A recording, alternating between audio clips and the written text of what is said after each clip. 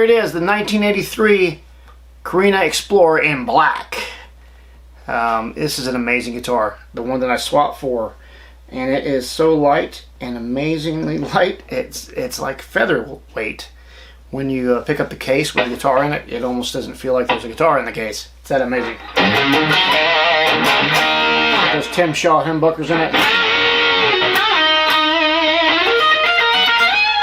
And they're killer.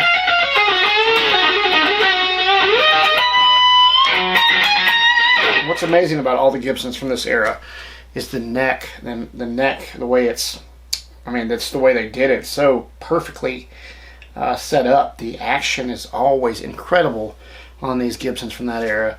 And they're almost so low, it's almost too low. That's how low they are. And then the frets are wide, but not high. So they're incredibly playable. What always blows me away is there's no buzz. These are the lowest string actions ever with no buzz. Just about any other guitar is not even close to a Gibson of this era as far as the action goes. They always talk about the Black Beauty, the Gibson Les Paul Black Beauty, and how low. They call them the Fretless Wonders. All of these guitars were similar to that, and the ability to get super low action and be so easy to play. It's just amazing.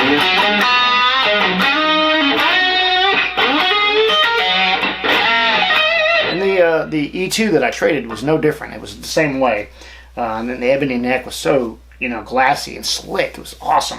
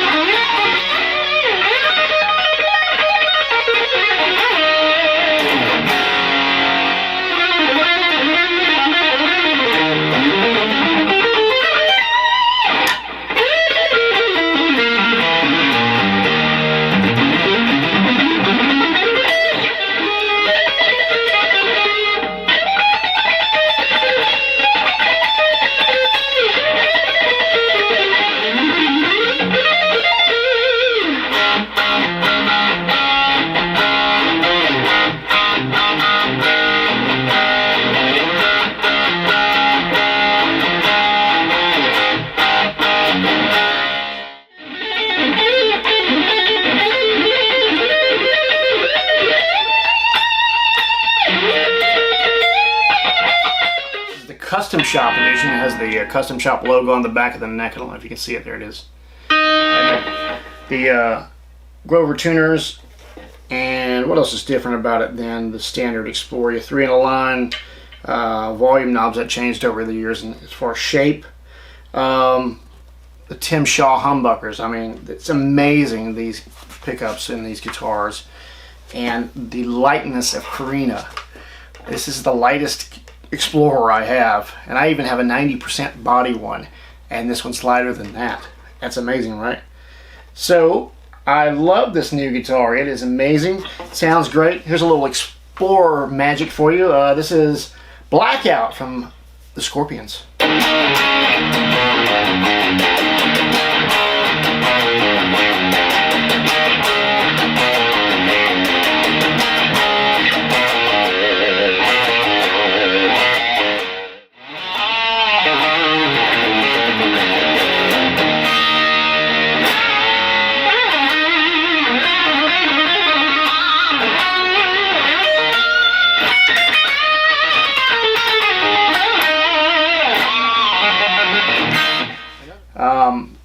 you know, these things in the Korina goes, you know, it's like a legend.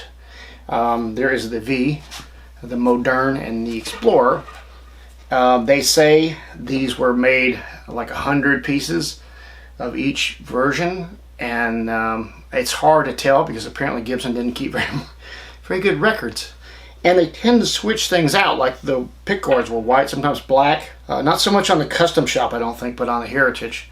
And an amazing guitar, though. They're just super light, resonant. Like one person said online, that Gibson must have just gotten a lot of really good wood during this period, and they did. It's just mind-blowingly good. How, you know, how much sustain there is.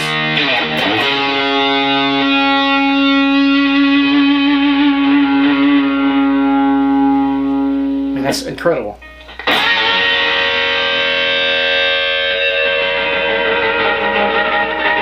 They're so resonant and so alive, and I think that's what makes Korina so special, is that when you own a Korina guitar, which I own 3 PRS Korinas, another V that's Korina, and this, when you own one, you start to realize there is something special about Korina. There's a lot of people that say tone wood doesn't matter. I don't agree with that. When you own these guitars, these Korina guitars, you realize that tone wood does matter, and they have a certain sound to them that sits in a track really well. I used one of these on my last CD. 80% of it I used with the Korina PRS that I have, and then I've used my McCarty PRS Korina as well for a lot of recording, and nothing seems to really match it in a track. And I used my V on a cover we did of The Flame, and it was just mind-blowing. When I played it, it was just like there was something different about it, and I kind of happened on by accident, really, because what got me into Korina was actually a lie.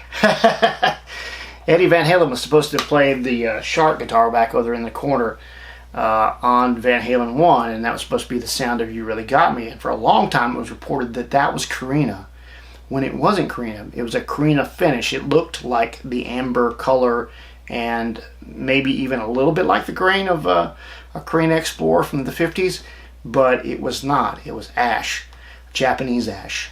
And so I kind of got into Korina thinking that that was what was in that guitar. Then I got into my first Korina, I think it was my McCarty, and I realized, hey, there's something to this. And then I got into the V, and I realized, hey, there's something to this.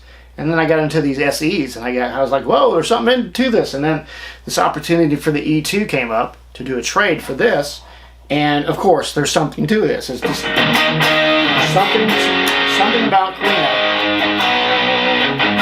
that just makes it better than mahogany, even though it's an African mahogany. It's a little brighter, and it just has something special, and I don't know how to say it, but you have to hear it to actually understand. And so I would recommend anytime you see something Korina in a shop, take it and then get another guitar and compare it. You'll hear the difference. And you will feel the difference in the weight. That's a big thing. Of course, we all want light guitars, but we don't want them to sound like crap. And in this case, you get a double bonus. You get a light guitar, and it sounds better than anything else you own. So it is amazing, and I'm so glad to have it. I mean, what every guitar player is after is sustain. Sustain. You know, maybe sustain without gain or volume. Everybody wants that sustain, so a lot of times it's achieved through a big tube amp cranked to get that sustain. And Eddie Van Halen did that. EVH did that back in the day. He had a, you know, cranked up Marshall, but then he used a Variac to turn it down, but still have the sustain of the cranked amp. He was telling this in the studio while they were recording. So he was actually telling them he had a special secret, and that secret was an amp and guitar that could create the ultimate amount of sustain. Because my theory is that when he started tapping and all that, that makes that technique much easier. The more sustain you have, the easier that is. And I think as he went in his career, even with the 5150, he began to add more gain, to try to get more sustain at lower levels, add more gain stages. So, you know, I was like totally tricked into thinking that that guitar was Korina.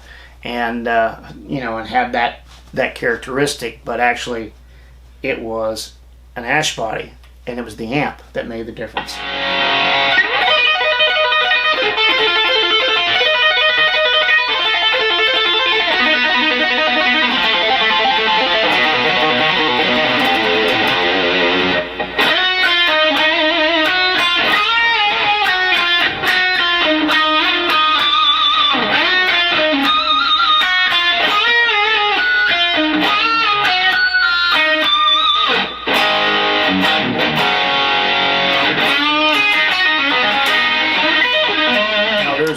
When I say black Korina, I don't want to say black Korina because there is a variety of wood called black Korina. And if you're familiar with Korina at all, the differences are that the black Korina actually has some of the black stripes from the wood going through the wood itself on a clear coated guitar that you can see through on a natural guitar. And if they had that with, you know, in the Gibsons, they probably would have painted them a color like this one, black, to, you know, mask that difference. Not that I care. I love this black. It's amazing to look at. And the gold is just, it's so cool. I don't know if you can really see it on this camera, but it is an amazing guitar, looking guitar. The other part of this guitar is that it's super light, 7-some pounds. That was coming from the trade I made, which was 12 pounds, quite a heavy guitar. There's a lot of lore around heavy guitars being better than light guitars. And I would be in the other camp where the light guitar, if it's Korina, can compete with any heavy Les Paul or any heavy guitar made out of any wood. They're super light, and they give you all the benefits of, say, you know, people talking about these big Les Pauls or whatever it might be that has a lot of weight to it, thick body, you know, the strings going through the body, a bunch of theories about weight and thickness. And this guitar is not real thick. And it's not heavy, but I would put it against any guitar out there, no matter what the weight, no matter how big the neck. You know, this is just one of those rare guitars, and one of the reasons why I wanted it. I think it can kill any guitar out there in tone. A combination of the Tim Shaw humbuckers, which everybody covets, these PAF styled humbuckers. The way these guitars were set up, and the frets themselves are incredible. They're super low and wide, and there's absolutely no buzz on these frets.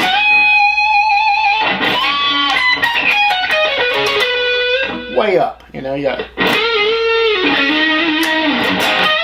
and the action is like almost on the fret. It's insane. A lot of the early Gibsons had that. You know, you heard about the Fretless Wonder, the Gibson Fretless Wonder, and that was like a 50s era Black Beauty. And these are very similar, almost like no frets on them. And so if you like tall frets, probably not the guitar for you if that's your style. But for me, I just grew up on an 80s Explorer, and it had the same kind of feel, except it was an ebony board. And they're incredible. They're like they're just the easiest guitar to play. So you've got the great resonant wood, the lightweight, the sustain, and you got a neck that is just like playing itself. It's the most incredible axe, and I'm so happy to have my new 1983 Gibson Explorer custom shop Korina in black. So anyway, I finally got the guitar. Really excited to play it. I'm going to try to play it live at the New Year's Eve show we're fixing to do for Retro Rock Revival, and I can't wait to see this thing recorded on video from a show. It is going to look so cool. I mean, it is resonant. It sounds great. It's got the best tone in the world. It's light, and it looks unbelievable. I mean, this is the perfect guitar. It is the perfect guitar, and that's why I got it. And I was glad to trade a guitar I had for 30 years for this, and I'm extremely happy about it, and really feel like I made the right decision, which I rarely do when I get rid of anything. There's such buyer remorse that goes along with getting rid of a guitar with a lot of sentimental history, and in this case I think I'm going to be okay. So anyway, glad I could share with you my black Korina 1983 Explorer. If you've got one of these, there is a site called the Modernistic Guitars on Facebook where they talk about all the different guitars in this series you can check out. And if you have, you know, one of these guitars, comment which one you have in the comments. I'd like to know what you've got, if you've got a Korina Gibson or Korina anything. and it'd be really cool to see your comments. All right, rock on. Y'all have a good one.